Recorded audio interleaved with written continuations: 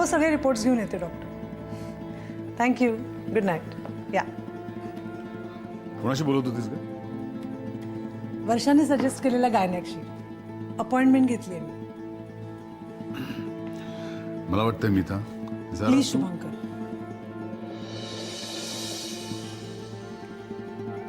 मला या इश्यूवर अजून कोणाशी डिस्कस करायचं नाही हे मी तुला सांगितलं आधीच. आठवतंय ना? हे बघ मीता Please. जरा मला मला ह्यापेक्षा दुसऱ्या अतिशय महत्त्वाच्या विषयावर बोलायचं आहे तुझ्याशी. कुठल्या?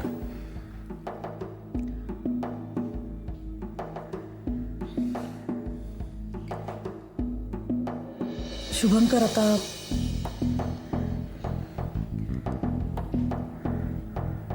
आता आपल्याला आशूची आणि तिच्या बाळाची गरज नाहीये. तू तिला लवकरात लवकर जायला सांग.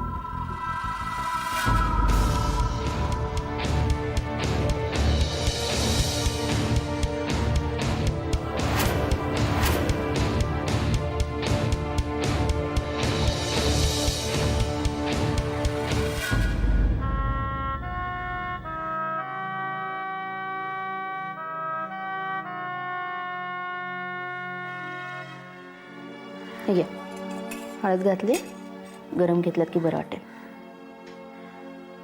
हो, दूध घ्या, हळद घातली आहे, बरं वाटेल. हळू हे देऊ नको. आणि पुरे आता किती वेळ विचार करणार आहात? आणि विचार करून कळणार आहे का ती अश्विनी होती का नव्हती ते? हो, बास झालं आता. आणि जर ती अश्विनी नसेल ना तर प्रश्नच मिटलाय. पण जर ती अश्विनी असेल आणि इतक्या जवळ येऊन जर ती तुम्हाला भेटायला, तुम्हाला म्हटलं मी, आपल्याला नाही, इतक्या जवळ येऊन जर ती तुम्हाला भेटायला आलेली नसेल ना तर यापुढे तिने इथे येऊच नाही. एकदा तिचे पैसे परत केले की सुटलो आपण, संबंध संपला. तिला एकदा घराबाहेर काढून समाधान झालं नाही तुझं, आणि मग पश्चाताप कशाला करत बसली होतीस? चुकलंच आहे माझं. तिला घराबाहेर काढलं हे चुकलं, पश्चाताप केला हे चुकलं, एकंदरीत फक्त चुकतच आहे माझं. मला कळत नाही तू अशी एकदम डोक्यात राग का घालून घेते? मग काय करायचं? मनस्ताप झालाय नुसता. आणि तुम्ही कशाला गेला होतात बाहेर? तुम्हाला औषध हवं होतं तर मला नाही सांगायचं, मालविकाला नाही सांगायचं? पण इथल्या जवळच्या केमिस्टकडे नाही गेले, थोड्या लांबच्या केमिस्टकडे जायची गरज काय होती तुम्हाला? अंजू, त्या केमिस्टची जाहिरात आली होती नोकरीची. काम झालंय माझं.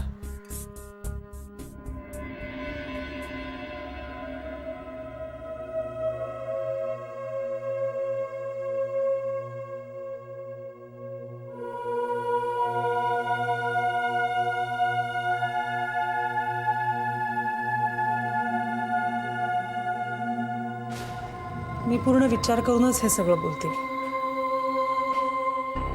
आणि हे माझ्यासाठीच नाही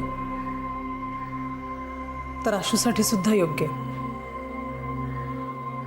मीता, आतापर्यंत तू अश्विनीला तिचं बाळ असं सुद्धा म्हणू देत नव्हतीस, आणि आता ते बाळ फक्त अश्विनीचं झालं.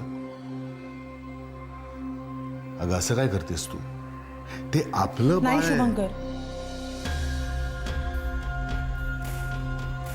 अनेक वेळेला मी स्वतःच्या मनाची समजूत घातली. खोटं वागले मी स्वतःशी, फसवलंय स्वतःला. या सगळ्याचा मला आधीपासूनच त्रास होत होता आणि आताही होतो.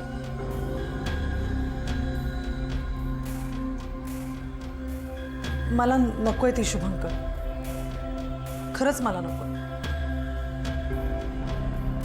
आणि विचार कर ना, एकदा का माझं बाळ आलं तर डावं उजवं होईल माझ्याकडनं. तिच्या बाळाला मी पुरेशी माया नाही देऊ शकणार. आणि हे सगळं नंतर होण्यापेक्षा त्यांना आत्ताच जाऊ दे. आणि असा विचार कर ना, आपण काही त्यांना एकदम वाऱ्यावर सोडणार नाही. हो, ठरल्यापेक्षा आपण जास्त पैसे तिला देऊ. ती तिला हवी तशी स्वतःची व्यवस्था करून घेईल. कारण शेवटी ते तिचं बाळ आहे, तुझं आणि माझं नाही.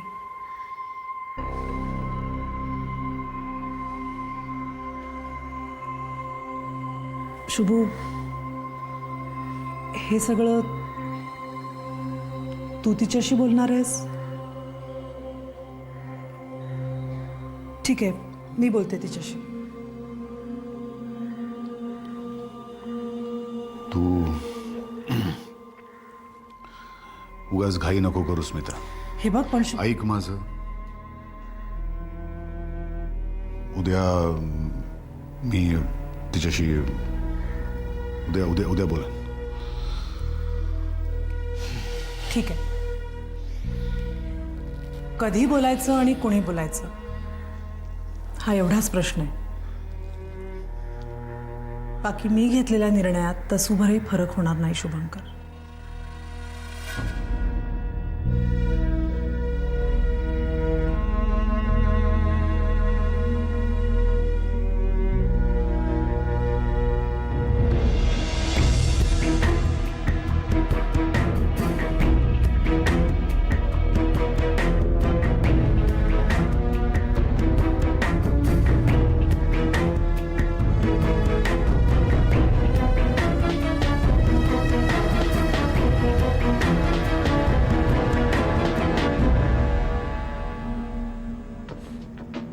हां अमोघ, अरे मला सांग. हां मी ठीक आहे. तू कसं आहेस? हां नाही जरा ऐक ना माझं. तू लवकरात लवकर मला अर्जंटली कधी भेटू शकतोस? It's serious Amol. हां ओके, नक्की. आपण आता नको, भेटल्यावरच बोल. Okay thanks. बाय.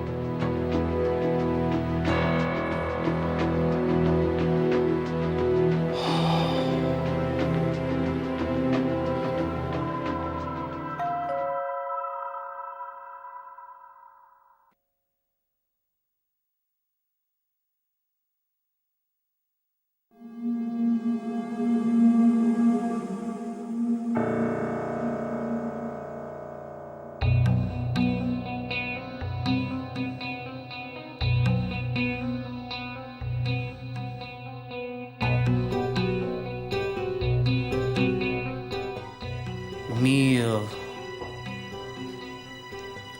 मिहिरला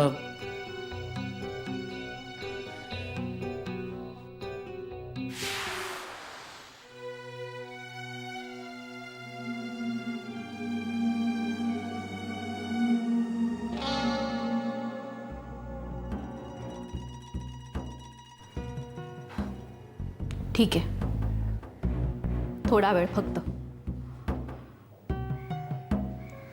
हे सगळं माझ्यासाठी कठीण करू नकोस पलाश. मिहिर, ए मिहिर.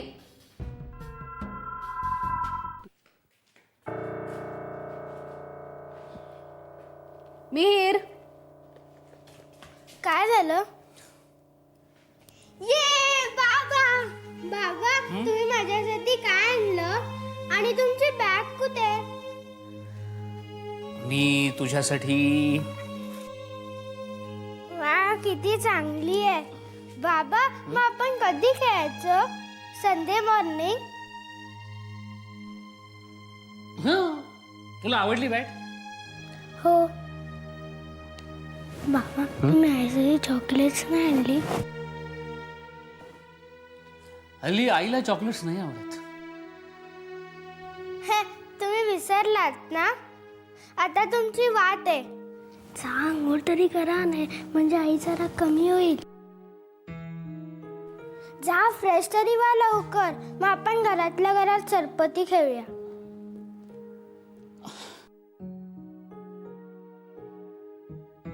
अरे माझं शूटिंग चालू आहे अजून, जायला लागेल मला. तुझी आठवण आली ना म्हणून तुला भेटायला आलो मी. मिहीर, उद्या शाळा आहे, झोपायला जा आता. आई थोडा वेळ बोलू दे ना बाबांची. नाही, बास झालं आता, जा झोपायला. काय सांगितलं तुला? आईचं ऐकायचं की नाही? आता आई चिडेल. जा झोपायला जा. बाबा परत कधी येणार? लवकरच येईन, असंच येईन. Good night. Good night.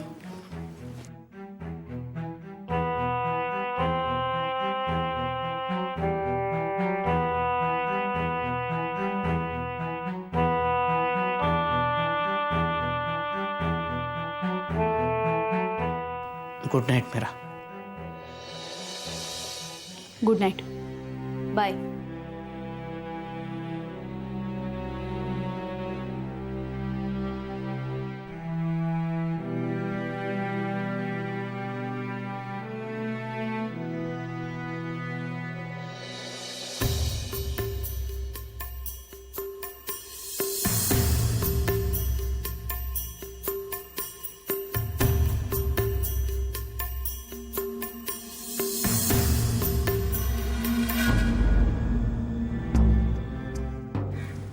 Ashu, किटी किट्या, एवढं सगळं करून सुद्धा काही उपयोग नाहीये. अगं ए आशू, नसेल पाहिलं दादाने. अगं पाहिलं असतं ना तुला, तर तुला शोधत इथेच आला असता. मला पाहिलंय त्याने, मला माहितीये. मी गाडीत बसून निघून आले, तो कसा येणार?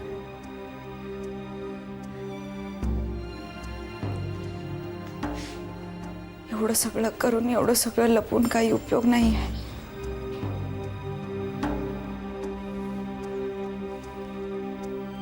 मी स्वतःचा शेवट पण नाही करून घेऊ शकत. आशू, प्रधानांचं बाळ त्यांना परत देईपर्यंत मला सगळं सहन करावं. ए आशू, आशू ऐक माझं, जरा बस इथे, इथे बस. ए बघ आशू, तू जेवढा विचार करतेस ना तेवढा त्या लोकांचा भरवसा वाटत नाही मला. अगं ती नमिता प्रेग्नंट राहिल्यावर तुझा आणि ह्या बाळाचा त्यांना काय उपयोग आहे? असं काय बोलतेस किटी? मिस्टर प्रधान तर असं नाही करणार, मला खात्री आहे. हे बाळ त्यांचंच आहे. आणि मा तर म्हणाले आता घराचं गोकुळ होईल. त्या मा फक्त बोलण्याचं काम करतात ग, पण हे अख्खं घर आहे ना ते नाचतं त्या नमिता प्रधानच्या तालावर. असं नाहीये, इतक्या उलट्या काळजाची माणसं नाही आहेत ती. एनिवेज आशू, तू ह्या सगळ्या प्रकारातून लवकरात लवकर बाहेर पडावीस. त्यामुळे थोडे दिवस गप राहा. खरंच काही बोलू नकोस. एकदाचं हे बाळ आहे ते त्या प्रधानांच्या हाती सोपव.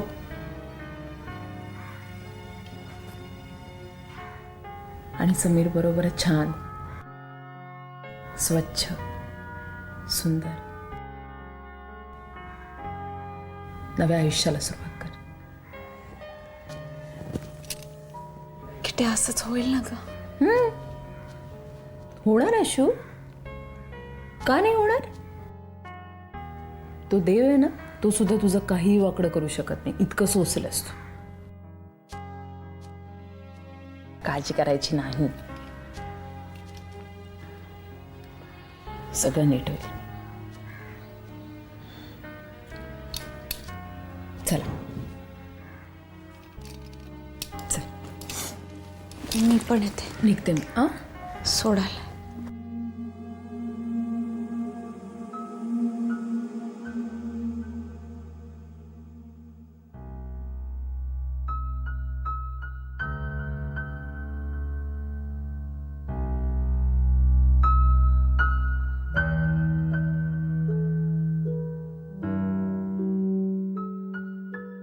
फेऱ्या का मारताय तुम्ही? बरं वाटत नाहीये का? चहा देऊ का थोडासा? अंजू, तो क्षण माझी पाठ सोडत नाहीये. ती आशूच होती. हे बघ, नजर धोका खाऊ शकते पण मन नाही.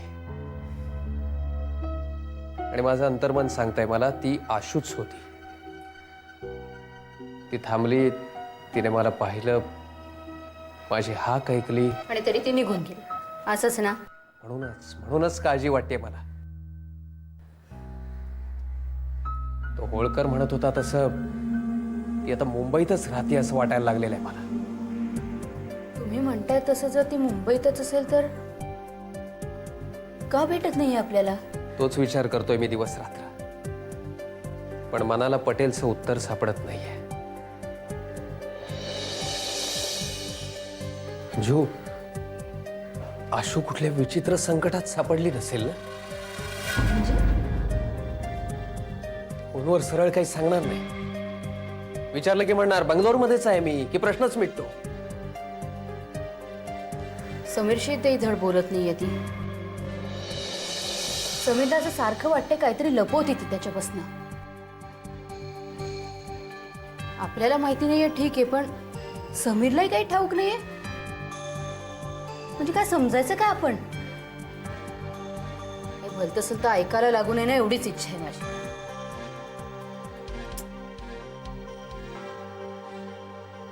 हो, अश्विनीने दुसऱ्या कुणाशी लग्न वग्न केलं नसेल ना?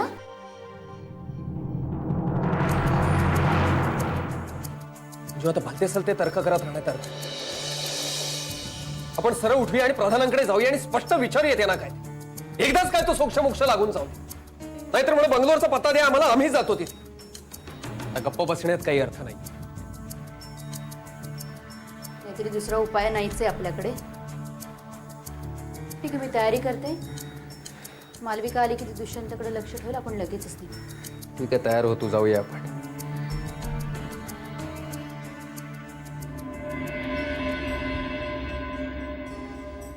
ही दगदग झेपेल ना तुम्हाला? अंजू, तब्येत ठणठणीत आहे माझी आता. फक्त हे मनावरचं ओझं उतरत नाहीये, तेच उतरवायला जायचंय आता. झेपेल मला. मी करते तयारी.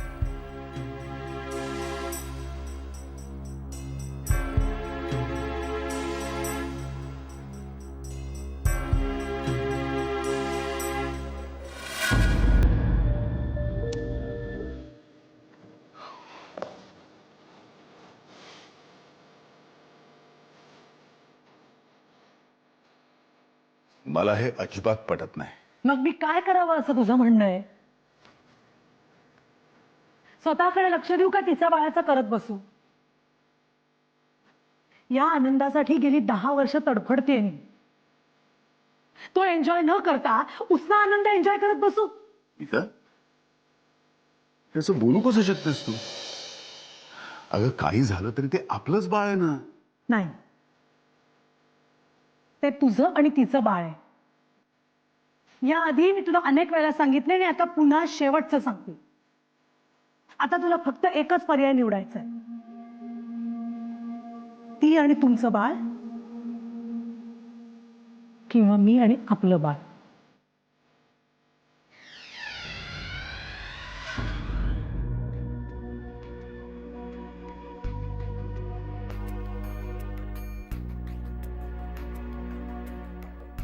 अमुक तूच सांग, अश्विनीच्या अशा अवस्थेत तिला घर सोडून जायला सांगणं बरोबर आहे का? मिता तिच्या बाळाला ती तिचं ती ठरवेल ना. आणि दाम दुप्पट पैसे मोजणार होत आपण. मिता, पैसे दिल्याने सगळे प्रश्न सुटतील? अगं, ती जाईल कुठे?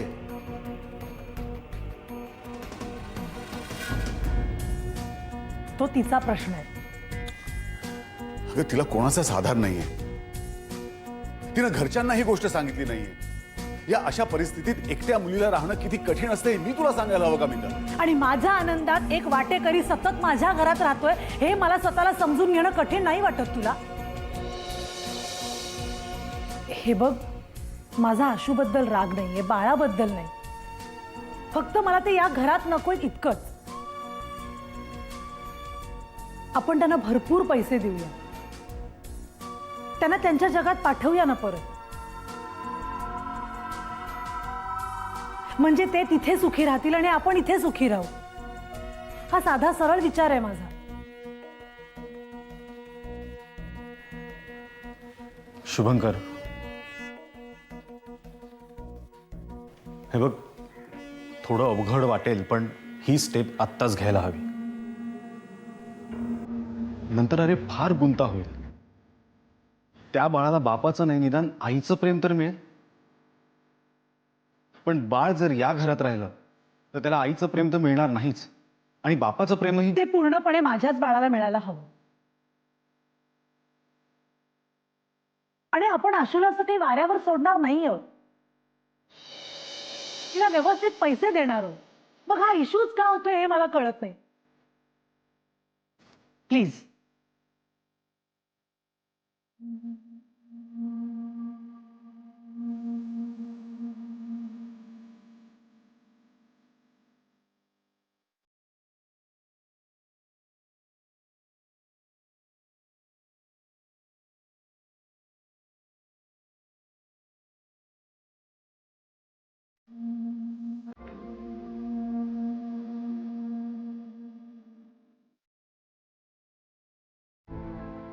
शुभंकर, नमिताची कंडिशन खूपच नाजूक आहे. हे बघ, मला वाटतं आता तुझ्यासमोर फार पर्यायच नाही.